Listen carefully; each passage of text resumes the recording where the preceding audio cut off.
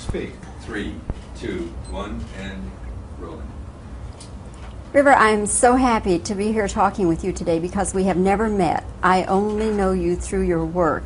I'm a big fan of yours. Normally, nice meeting you. We don't start interviews saying we're a big fan. That's supposed to be a no-no. But you have to know that I am. And I especially enjoyed your performance in Running on Empty. There are so many elements to that film, and as I sat there living that experience with the family and everything, one thought that came to my mind is how you would react, or how do you think you would handle it if you were really in that boy's position? Me being River, Mm-hmm. I would have handled it differently. I would have, I think, overreacted.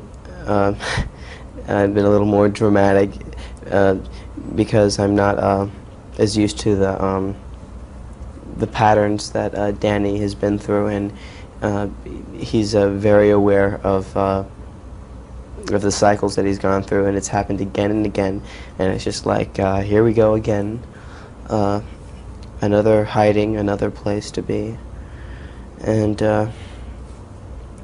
it's different for Danny, I think, than it would be for me. I mean, I would have been a lot more distressed by it all, and a lot more confused, because I come from an entirely different situation, something that...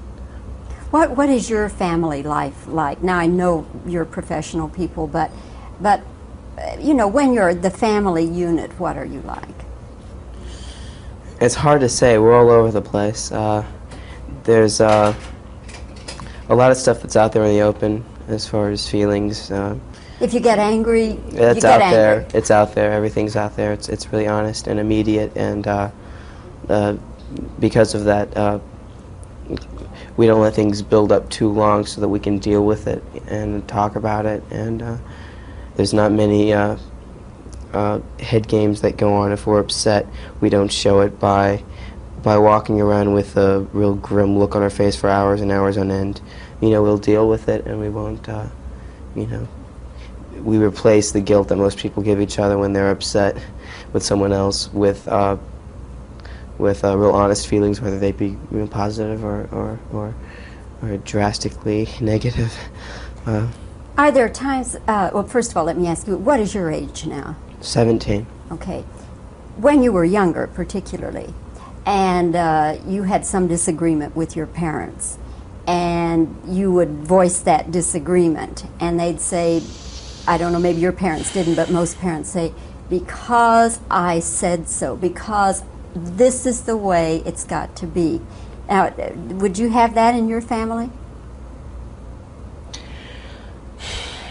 A lot of times, well, most of the time, if not all the time, my parents deal with all the kids on a very equal level. It's not that I'm the parent, you're the kid, you know, listen to this. There's reasoning involved. We'll communicate our feelings, and you know, we'll negotiate and work it out. And you know, there comes a time where, you know, the parents, you know, have to put their fist down and say, this is, you know, what we have to do. This is better for all. And but usually, I mean, usually, I mean, if it's obvious that it's the right thing, you know, we'll agree on it. I mean, we're all reasonable people. And one thing that I was talking about with a friend earlier about what parents do that really annoys me, and I guess every parent does it to all the kids, is when you know, they say, listen, it's time to go to sleep now. I mean, speaking when I was younger, it's time to go to bed now.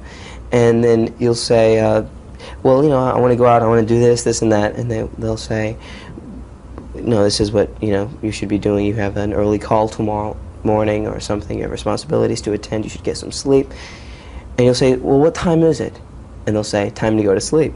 Or, you know, that little twist of, oh, you want to just, you want to... You want to say, give me a fighting chance. Something like that, yeah. River, in this movie, your character is a pianist. You must play the piano, do you? No, I don't play the piano. I learned to play. I mean, I can play chords and, you know, the basics, but I couldn't read music, and I couldn't play piano, and I didn't know any classical music to play. And they had a piano coach that they had hired for me to learn all this kind of stuff, which is kind of ironic because that summer I wanted to get piano lessons and learn, you know, the basic theory and learn how to read music. And then Lorimar came along with this piano coach, and they paid for it. It was great, so it worked out, and I played throughout that stuff, and it was fun. You're very good. I'm not a pianist, but I'm tuned in, seeing lots of piano competitions. You were very convincing. Well, I mean, thank you you. fooled me, let me tell you. Yeah, that's great. That really is great. Did that put extra stress on you as an actor, though, because you had to be worrying about that, and did that kind of take away from your concentration as an actor?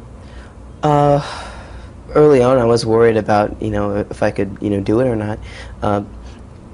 But I had practiced enough, and I had, you know, enough, you know, lessons and help, you know, from Gar, the piano coach, so that when it came around, I mean, it was, you know, second nature as far as the fingering. It was all memorized. I didn't have to concentrate on reading, and I just played it through, and it really came easy, and it looked realistic. I mean, I hate the films where you see people's hands playing, and then it cuts back to the people playing hiding their hands, and they're just like.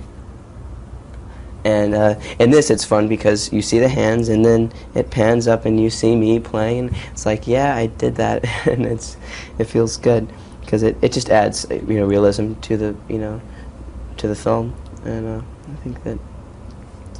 Did you enjoy the classical music? I was listening to a lot of it during that time, and I really do like it, and I love strings, I love cello, and I met one of the cello players that were acting in it at Juilliard, and the bassoon player, and I had written a song, and we had gotten together, and we had recorded it at a 24-track studio on my 17th birthday, and it was a lot of fun. It was kind of like this vaudevillian song with a kind of polka beat, and you know, with cello and piano and guitar, and it was fun. Are we going to hear that? Are you going to hear that? I don't have the tape on me. But You should release it. I think it'd be great. release it. Sure, why not? Because it's for me. Oh, it's all a right. private venture that Oh, is okay. a lot of fun. Okay. But I play it for friends and stuff. But as far as, I don't know. Well, River, we've used up our time, but again, it's Well, been very we have? nice. Yeah, it's been very nice talking with you. You stay out of this. We're talking some more. No. Okay. When it starts recording on the spool, they get a little nervous. Anyway. Any let other me tell you. questions? Any last minute suggestions? No, I think that could cover it for the time. What's your next film, or do you have another one coming up? I haven't after worked since Running on Empty, and I'm kind of anxious to do something substantial and something that's really good. I'd like to do something that's candid, real life with some humor involved. I'm doing a little cameo bit part in Indiana Jones 3 for fun, and that should be good. I get to ride a caballo, a horse, that is. That should be a lot of fun, and I'm doing that in Colorado starting September, just for a couple weeks. Okay, well, we'll look for that. All right. Meanwhile, I hope Running on Empty does well for you. I hope so too. Wonderful performance. Thank you very much. Thanks. Nice talking to you. Thanks. Cut! Cut!